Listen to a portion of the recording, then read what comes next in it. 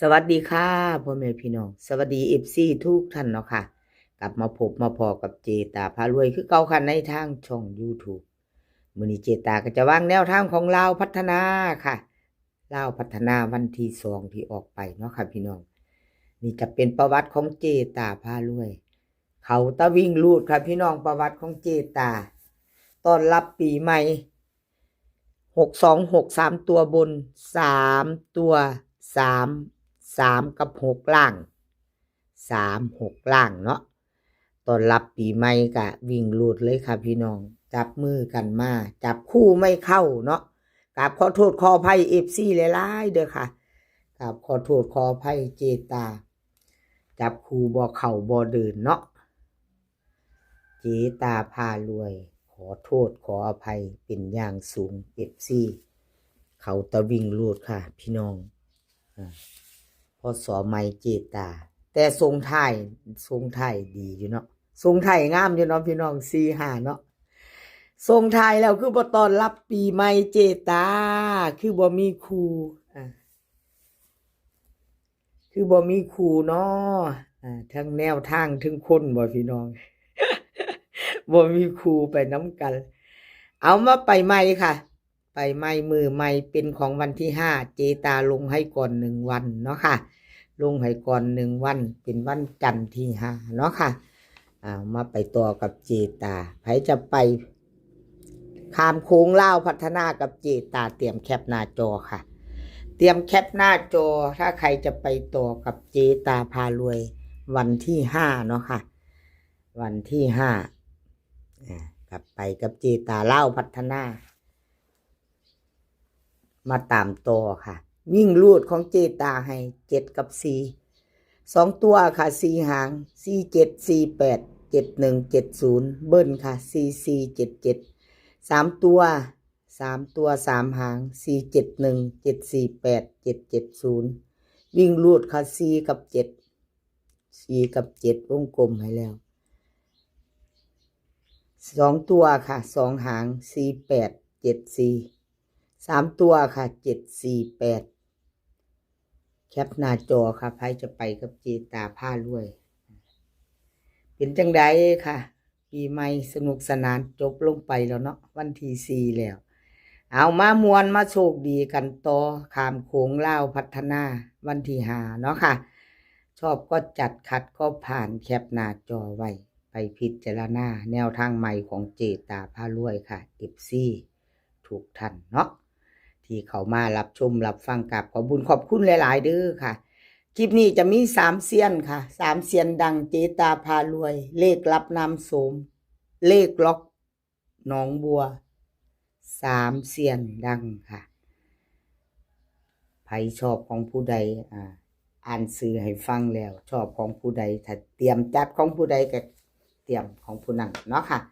ถ้าชอบเนาะชอบก็จัดขัดก็ผ่านเจตาให้เบิ่งอันประวัติของมีประวัติอันใบเดียวเนาะรับน้ำส้ม2ใบอยู่ค่ะเอาใบเดียวรับน้ำส้มเอาแคปหน้าจอแล้วไปต่อค่ะเอาไปต่อเพื่อไม่เป็นการเสียเวลาเนาะ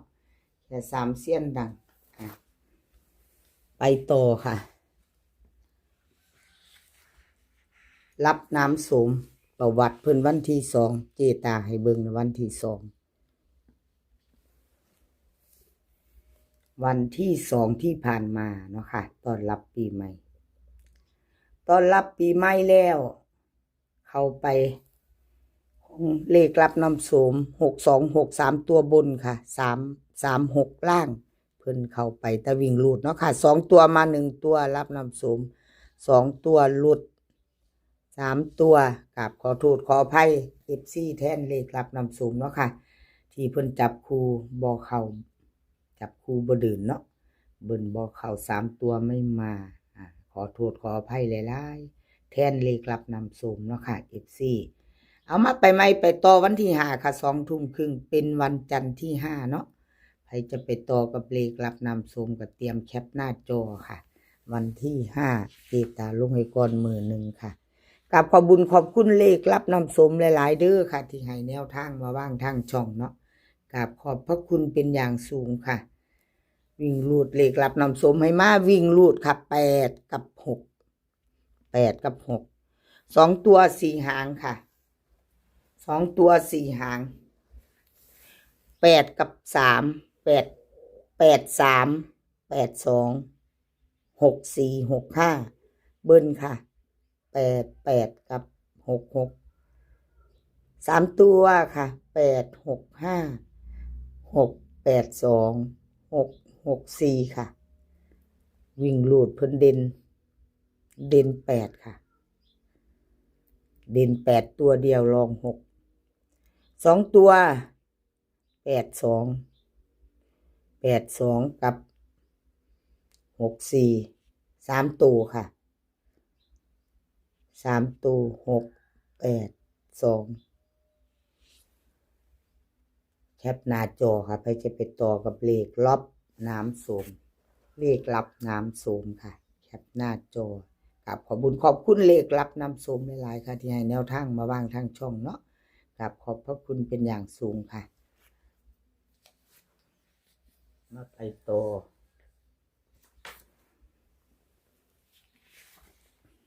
เลขล็อกหนองบัวค่ะกับขอโทษขออภัยFCหลายๆค่ะล็อกหนองบัวเพิ่นบ่เดินบ่เข้าเนาะตอนรับปีใหม่ไม่เดินไม่เข้าไม่มาเนาะค่ะวิ่งรูด2 ตัวเบิ้ล3 ตัวลาวพัฒนาวันที่2ออก626 3 ตัวบนค่ะ36ล่าง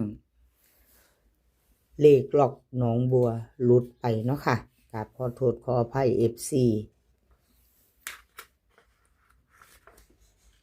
แต่ว่าเพิ่นส่งท้ายค่ะให้เบิ่งส่งท้ายเนาะ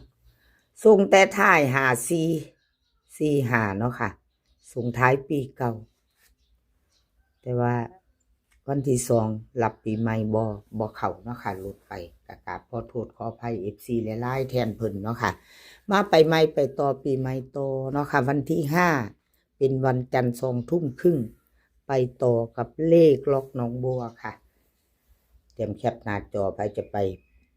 แคปไว้พิจารณาเนาะค่ะวันที่5วิ่งรูดเพิ่นให้มาค่ะ7 กับ 8 2 ตัว4 หาง71 70 38 83 84เบิ้ลค่ะ77 88 3 ตัวค่ะ3 หาง8 7 84 770 871ค่ะวิ่งรูดเพิ่นเด่น8ร่อง7ค่ะเด่น8ร่อง7 2 ตัวค่ะ2 ตัวเน้น2 หาง71 กับ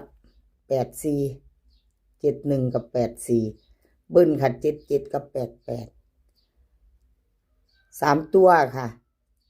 เน้นให้หางเดียว7 8 4ใครจะไปต่อกับเลขล็อกหนองบัวเนาะค่ะแคปหน้าจอ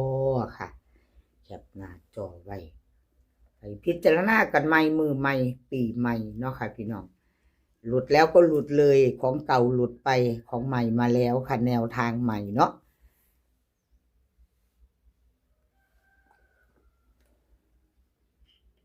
หลุดแล้วหลุดเลยเดี๋ยวเจตาให้เบิ่งใส่กันคู่กันไว้แคปหน้าจอ2 เสี้ยน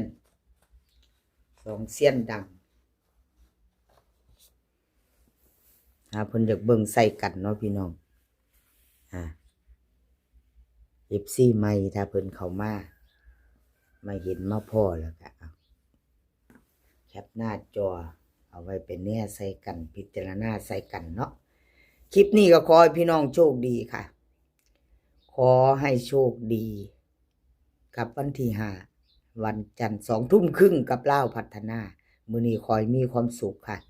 ขอให้สุขภาพแข็งแรงกันทุกคนสุขภาพย่อมมาก่อนเสมอให้แข็งแรงกันทุกคนค่ะเดินทางไปไสก็ขอให้ปลอดภัยเดินทางไปขอให้มีโชคกลับมาก็ขอให้มีชัยคลิปหน้าพ่อกันใหม่ค่ะคลิปนี้ค่ะสวัสดีค่ะ